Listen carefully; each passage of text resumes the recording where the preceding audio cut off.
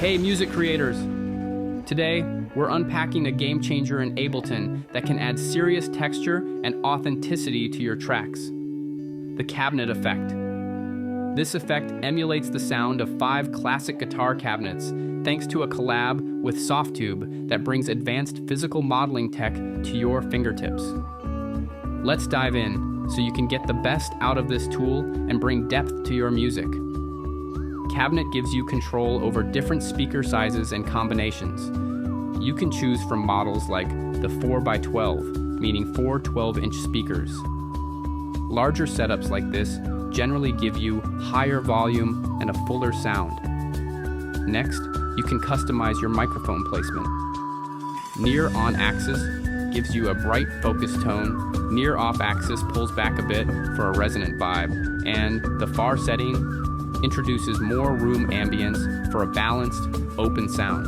Now, let's talk mic types.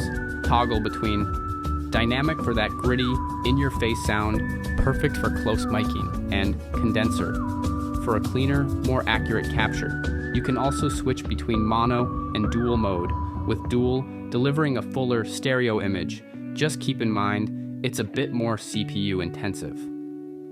Finally, use the dry-wet control to blend the processed and unprocessed signals until you find the perfect balance. Here's a pro tip. Pair cabinet with the amp effect to simulate a full studio guitar rig, or get creative by adding multiple mic configurations. Just drop cabinet into an audio effect rack, duplicate the chain, and set each mic with a different position or mic type. Adjust each chain's volume, and boom, you've got a versatile, layered sound that rivals pro studio setups. If you're ready to bring more depth to your music, hit that follow button and book a coaching call with me to dive deeper into these tools. Thanks for tuning in, and remember, music is about experimenting and pushing boundaries. Until next time, keep creating and exploring new sounds.